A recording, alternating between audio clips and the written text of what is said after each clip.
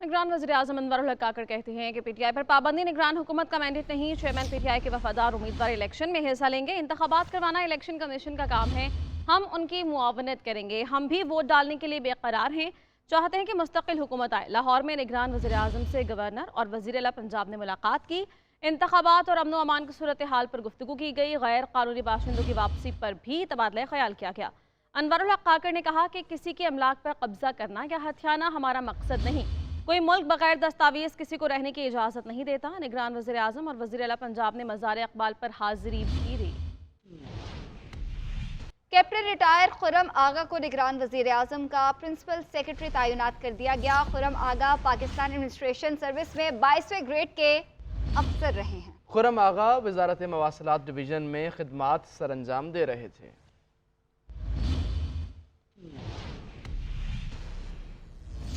एक और अहम खबर, गैर कानूनी मुकीम गैर मुल्कियों को पाकिस्तान छोड़ने की डेडलाइन के आखिरी 6 घंटे बाकी रह गए।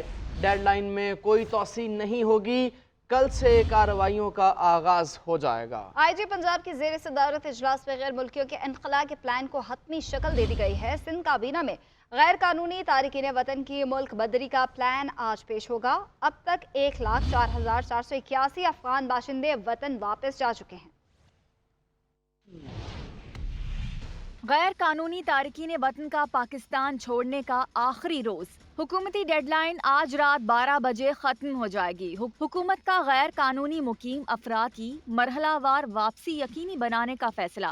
हुकूमत ने फैसला किया है कि 31 अक्टूबर की डेडलाइन में कोई तोसी नहीं होगी। कल से गैर कानूनी तौर पर मुकीम किसी शख्स से रियायत नहीं बरती जाएगी। हुकूमत तारकीन वतन की मरहलावार वापसी यकीनी बनाएगी। पहले मरहले में दस्तावेजात न रखने वालों के खिलाफ कार्रवाई होगी। इस्लामाबाद पुलिस की जानिब से मसाजिद में ऐलानात करवाए जा रहे हैं, जिनमें गैर मुल्की पंजाब की जेर सदारत अहम इजलास हुआ। तमाम RPOs, CPOs, DPOs बजरिया वीडियो लिंक इजलास में शरीक रहे। IG डॉक्टर उस्मान अनवर ने कहा कि पंजाब में गैर कानूनी तौर पर मुकीम गैर मुल्की शहरियों के इनखला के प्लान को हतमी शक्ल दे दी गई है। इदारों के साथ मुकम्मल राबते में है, हुकूमती फैसले पर मनोअन अमल करवाएंगे। पाकिस्तान में गैर कानूनी तौर पर मुकीम अफगान शहरियों की वापसी का सिलसिला जारी है। 1,04,000 से ज्यादा गैर मुल्की अपने वतन वापस लौट चुके हैं।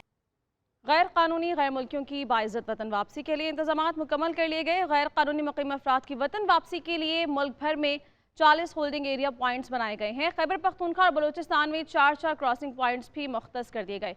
वज़ीर दाखिला सरफराज बुगटी ने कहा कि डेडलाइन हतमी है। डेडलाइन के बाद गैर कानूनी तारकीन वतन की वापसी कैसे होगी? इस्लामाबाद, गिलगित बल्तिस्तान समेत चारों सूबों में इंतजामात मुकम्मल। मुल्क भर में 49 होल्डिंग पॉइंट्स कायम। होल्डिंग एरिया से जांच पड़ताल करके गैर मुल्कियों को बाइज्जत तरीके से बॉर्डर पार करवाया जाएगा। पंजाब के तमाम 36 अजला में होल्डिंग सेंटर्स बनाए गए। खैबर पख्तूनख्वा में 3 होल्डिंग पॉइंट्स पिशावर, हरीपुर और लंडी कोतल में बनाए गए। सिंध में 2 होल्डिंग पॉइंट्स किमाड़ी और मलीर में बनाए गए। बलूचिस्तान में 3 होल्डिंग पॉइंट्स कोयटा, पशीन और चागी में बनाए गए। गिलगित बल्तिस्तान और इस्लामाबाद में एक होल्डिंग पॉइंट बनाया गया। गैर मुल्कियों के इंखला के लिए 8 क्रॉसिंग पॉइंट्स इस्तेमाल होंगे। 4 क्रॉसिंग पॉइंट्स बलूचिस्तान से और 4 ही खैबर पख्तूनख्वा के होंगे। खैबर पख्तूनख्वा में तोरखम, करलाची, गुलाम खान और अंगूर अड्डा क्रॉसिंग पॉइंट होगा। बलूचिस्तान में चमन, बराबचा, नूर वहाब और बादीनी को मुख्तस किया गया। निगरान वफाकी वजीर दाखिला सरफराज बुगटी का कहना है कि डेडलाइन हतमी है। 2 नवंबर से गैर कानूनी मुकीम अफराद के खिलाफ मुल्क भर में ऑपरेशन शुरू कर दिया जाएगा। 1 नवंबर एक डेडलाइन थी इलीगल एलियंस के लिए, दैट इज़ टुमारो। कल तक उनके वॉलंटियर रिटर्न का डेट है और फ्रॉम 2 ऑनवर्ड हमारा ज़ाहिर है ये बड़ा लेंथी ग्रेजुअल ऑपरेशन जो है वो स्टार्ट होने जा रहा है। कोई भी एक रेफ्यूजी को हम यहाँ से पाकिस्तान से डिपोर्ट नहीं कर रहे हैं। ये वो लोग जाएंगे पाकिस्तान से जो कम्प्लीटली इलीगल है। 1 नवंबर से डिपोर्टेशन के साथ आइंदा पाक अफगान बॉर्डर पासपोर्ट रिजीम भी नाफिजुल अमल कर दी गई है। पाक अफगान सरहद तोरखम और चमन बॉर्डर से अफगान मुहाजिरीन की वापसी का सिलसिला जारी है। तोरखम बॉर्डर रात भर और चमन बॉर्डर रात 10 बजे तक खुला रहेगा। इसी हवाले से हमारे नुमाइंदगान से हम बात करेंगे। तुरखम बॉर्डर पे हमारे नुमाइंदे मौजूद हैं जुनैद आलम, और चमन बॉर्डर पर सूरत हाल क्या है वो बताएंगे इरफान राना। सबसे पहले हम बात करेंगे तुरखम बॉर्डर पे मौजूद है जुनैद आलम से। जुनैद बताएगा इस वक्त वहाँ पे क्या सूरत हाल है और क्या क्या इंतजामात किए गए हैं जो मुहाजिरीन हैं उनको रवाना करने के? जी शुक्रिया। बिल्कुल, अफगान महाजरीन को अपने आबाई इलाकों की तरफ वापस भेजने के लिए जो इंतजामात हैं वो तो खासे किए गए हैं। जो जमरोद से शुरू हो जाएँ तो तुरखम बॉर्डर तक तकरीबन 30 किलोमीटर से ज़ायद जो रास्ता है, यहाँ पर अब भी हज़ारों जो ट्रक हैं वो खड़े हैं, जिनमें अफगान महाजरीन जो है वो अपना सामान समेटे जो है मौजूद हैं। अब जबकि अब तक तकरीबन 82,000 से ज़ायद अफराद जो है वो तुरखम बॉर्डर के रास्ते अपने इलाकों को जा चुके हैं। इस वक्त सूरत हाल ये है कि तुरखम बॉर्डर पर जो जीरो पॉइंट है वहाँ पर भी बड़ी तादाद में लोग मौजूद हैं, जबकि जगह जगह जो है वो ट्रक भी मौजूद है। 3 से 4 क्लियरेंस बनाई गई है। कानूनी तकाजे पूरे करने के बाद जो है उनको आगे जाने की इजाज़त दी जाती है। पहला जो चेक पोस्ट जो बनाई गई है वो लंडी कोतल के मकाम पर बनाई गई है, जहाँ पर कैंप है। कैंप में एंट्री के बाद जो है गाड़ी को आगे जाने की इजाज़त होती है, फिर वो मछली गेट पर जाकर स्टे करती है। वहाँ पर जो है वो कानूनी तकाजे पूरे किए जाते हैं, जिसके बाद तुरखम बॉर्डर पर जाकर वो पहुँचती है और वहाँ पर तमाम दस्तावेजात और तमाम रिकॉर्ड जो है वो जमा करने के बाद जो है उनको अपने इलाकों की तरफ रवाना कर दिया जाता है। हमने बॉर्डर इंतजामिया से जब बात की तो उनसे हमें ये मालूम हुआ है कि आज जो है बॉर्डर जो है वो रात 12 बजे तक जो है वो खुला रहेगा। जितने भी अफगान महाजरीन है वो रात 12 बजे तक जो है वो जा सकते हैं, जबकि जो लोग यहाँ पर मौजूद रह जाएंगे सुबह के औकात में जब दोबारा बॉर्डर खुलेगा 12 के बाद बंद होने के बाद, तो इन अफराद को भी जो है छोड़ा जाएगा, वो भी जाएंगे। लेकिन 12 बजे के बाद उन अफराद के खिलाफ जो है वो कार्रवाई शुरू हो जाएगी जो अंदरून शहर के अंदर मौजूद होंगे। मुख्तलिफ मकामात पर जो है चेक पोस्टें लग जाएंगी, वहाँ पर तमाम जो है लोगों से दस्तावेजात जो हैं वो चेक किए जाएंगे। जिनके पास दस्तावेजात मौजूद नहीं होंगे उन अफराद को जो है वहाँ पर गिरफ्तार किया जाएगा और यहाँ से जो है उनको सुबह के औकात में दोबारा जो है वो डिपोर्ट किया जाएगा। यहाँ पर हम देख रहे हैं कि इंतजाम जो है दोनों तरफ से जो है खासे रखे गए हैं और पुलिस के साथ जो है जो सिक्योरिटी इदारे हैं वो भी यहाँ पर मौजूद हैं। तमाम तरह इंतजाम वो देख रहे हैं। जिले इंतजामिया की जो टीमें हैं उनको कैंप के अंदर कायम किया गया है और वहाँ पर वो तमाम जो है वो रिकॉर्ड जो जमा कर रहे हैं। जी ठीक है, आप हमारे साथ ही मौजूद रहिए। जुनेद आलम तुरखम बॉर्डर से हमारे साथ मौजूद हैं। जुनेद, आप बताइए कब तक ये खुला रहेगा बॉर्डर? इरफान राना भी हमारे साथ मौजूद हैं। इरफान, आप बताइए, आप अगर सुन पा रहे हैं तो बताइएगा कब तक बॉर्डर खुला रहेगा, क्या इंतजाम किए गए हैं? जी हाँ, बिल्कुल। देखिए है कि तारिकीन वतन के लिए जो आज लास्ट डेट है 31 अक्टूबर, उसके ख़त्म होने में चंद घंटे बाकी हैं। यहाँ पर जो मैं चमन बॉर्डर पर मौजूद हूँ, यहाँ पर तकरीबन जो इंतजाम किए गए हैं बॉर्डर इंतजामिया की जानिब से एक कैंप लगाया गया है जो रज़ाकाना तौर पर तारिकीन वतन अपने अपने इलाकों में जा रहे हैं उनके लिए यहाँ पर एक कैंप कायम किया गया है। जबकि दूसरी जानिब जो यहाँ पर मैं मौजूद हूँ, अब क्योंकि रात के जो 6 बज रहे हैं, क्योंकि यहाँ पर अंधेरा हो गया है, तो वहाँ पर जो है बॉर्डर में जो सिक्योरिटी इंतहाई सख्त की गई है। यहाँ पर कुछ ख़ानदान यहाँ पर मौजूद हूँ, जहाँ पर मैं मौजूद हूँ, वो यहाँ पर जाने के लिए तैयार हैं। लेकिन उनको ये कहा गया है कि सुबह के टाइम जो है आपको अंदर दाखिल करेंगे बॉर्डर के अंदर। और जबकि दूसरी जानिब जो है आज जो डेडलाइन ख़त्म हो रही है रात 12 बजे के बाद, वहाँ पर जो है उसके बाद जो है इंतजामी हरकत में आएगी। जो तारिकीन वतन यहाँ पर मौजूद होंगे, गैर कानूनी तौर पर रहायश पजीर होंगे, उनके खिलाफ कानूनी कार्रवाई की जाएगी। जबकि यहाँ पर होल्डिंग सेंटर्स बनाए गए हैं 4, जहाँ पर उनको रखा जाएगा। 3 दिन के बाद उनकी जो कागजी कार्रवाई पूरी करने के बाद उनको बॉर्डर से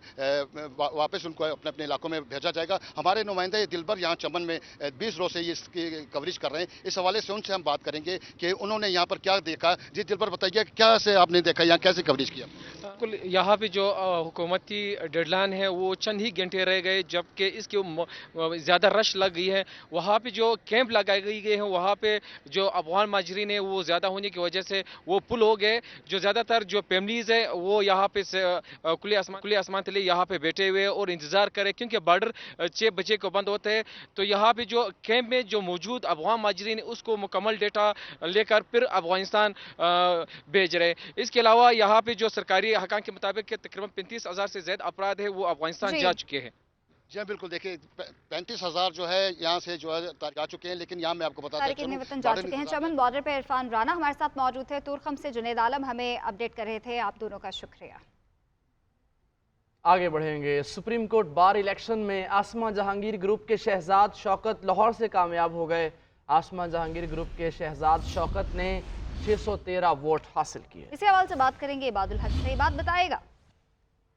ये साबिक एडवोकेट जनरल पंजाब शहजाद शौकत ने भारी बल्कि वाज़ेह बढ़तरी हासिल की है, जिसकी वजह से अब वो कामयाब हो गए हैं। सुप्रीम कोर्ट बार के नए सदर हो गए हैं। दीगर शहरों से भी, जिसमें पेशावर, कराची और इस्लामाबाद है, वहाँ भी जो नताइज आ रहे हैं वो भी शहजाद शौकत के हक में है। इनके मुकाबले में प्रोफेशनल ग्रुप के या कदूस मुकाबले में थे, लेकिन वो सब लाहौर से 452 वोट ले सके, जबकि शहजाद शौकत को 613 वोट मिले। इस तरह इनकी जो बढ़तरी है जो वोटों की, वो 161 के करीब है, जो बड़ी वाजिया बढ़तरी है। ठीक है, बहुत शुक्रिया इबाद। मौजूदा सियासी सूरत हाल में क्या हिकमत अमली अपनाई जाए? नवाज शरीफ की मुस्लिम लीग नून की सीनियर क़यादत के साथ मुशावरत, शहबाज शरीफ, इसहाक डार, मरीम नवाज और हमजा शहबाज और दीगर ने शिरकत की। नवाज शरीफ की सियासी सरगर्मियां दोबारा शुरू करने पर तबादला ख्याल भी किया गया। एहसन इकबाल कहते हैं कि मुआशी गिरदाब से निकलने के लिए पाकिस्तान को इलेक्शन की ज़रूरत है।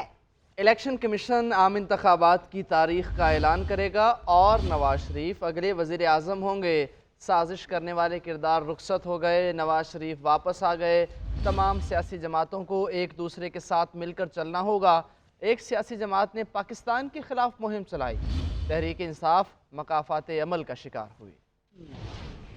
मुस्लिम लीग नून के मरकजी रहनुमा एहसन इकबाल ने जाती उम्रा के बाहर मीडिया से गुफ्तगू करते हुए कहा कि नवाज शरीफ ने मीनार पाकिस्तान में इस्तकबालिया जलसे का जायजा लिया। इजलास में इंतखाबी मुहिम के आगाज के लिए मरकजी और पार्लिमानी बोर्ड सेल कायम करने का फैसला किया गया। इरफान सदीकी की सदारत में मंशूर कमेटी भी कायम की गई, जो मुल्क को दरपेश मुआशी, सियासी और समाजी मसाइल के हल के लिए काबिल अमल मंशूर तैयार करके पेश करेगी। मुस्लिम लीग नून आने वाले इंतखाबात के लिए इंतखाबी अमल का फौरी आगाज़ करेगी और कल से मुस्लिम लीग नून कौमी और सूबाई असम्बली के उम्मीदवारों से दरखास्तों को तलब करना शुरू करेगी। एहसन इकबाल का मजीद कहना था कि पाकिस्तान को फौरी इंतखाबात की जरूरत है। मुआशी गिरदाब से उस वक्त तक नहीं निकल सकते जब तक नुमाइंदा हुकूमत नहीं आएगी। फौरी तौर पर आइन के तहत जनवरी के आखिरी हफ्ते में इलेक्शन होने चाहिए। मुल्क का तकाजा है कि फौरी तौर पे आइन की रोशनी में इंतखाबात हों।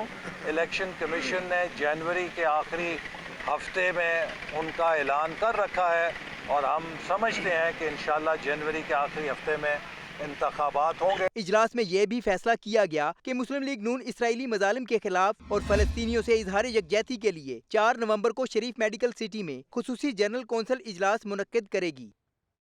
सेनेटर अजहर अब्बानी ने निगरान पंजाब हुकूमत के बजट को गैर आइनी करार दे दिया। सेनेट में इज़हार ख्याल करते हुए कहा कि यही सूरत हाल खैबर पख्तूनख्वा में होने जा रही है। इलेक्शन कमीशन ऐलान करे कि इलेक्शन कब होने हैं।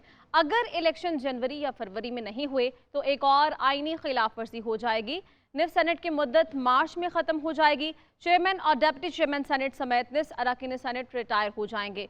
आइनी बहरान पैदा हो जाएगा। कॉन्स्टिट्यूशनल वायलेशन ये हुई कि 90 दिन के अंदर जो आर्टिकल 224 के तहत इलेक्शंस होने थे वो इलेक्शंस नहीं हुए। पंजाब असेंबली जब डिसॉल्व हुई तो लास्ट फाइनेंशियल ईयर जो है वो चल रहा था, लिहाजा जो बजट था वो केयर टेकर गवर्नमेंट को पंजाब में मिल गया। जून में जाके केयर टेकर गवर्नमेंट ने नए बजट को for a period of 4 months budget को अप्रूव किया। पहली अप्रूवल थी for 4 months, second approval for 4 months cabinet ने दी है। यही पोजीशन केपीके की है, डिसॉल्व हुई और वहां पे भी यही पोजीशन है। वायलेशन है आर्टिकल 126 का। यहाँ पर अहम खबर आपको देंगे। अमरीकी सफ़ीर डोनाल्ड ब्लूम की निगरान वज़ीर ख़ारजा जलील अब्बास जिलानी से मुलाकात हुई है। मुलाकात में 2 तरफ़ा दिलचस्पी के अहम अमूर बशमूल अमरीका में रहाइश के हकदार अफगान शहरियों की रवानगी ज़ेर गौर आई। इस हवाले से बात करेंगे। Deputy bureau chief Ejaz Ahmed हमारे साथ मौजूद हैं। एजाज, मुलाकात का अहवाल बताइए। जी, अमरीकी सफारतखाने की जानिब से एक बयान जारी किया गया है। तर्जुमान की जानिब से उनका ये कहना है कि अमरीकी सफीर ने आज निगरान वज़ीर ख़ारजा से मुलाकात की है। इस मुलाकात में पाकिस्तान और अमरीका के दरमियान जो क्रिटिकल 2 तरफा मामलात हैं उस पर बात की गई है और उसमें ये भी बताया गया है कि खासतौर पर अफगान इशू जो है उसके ऊपर बात की गई।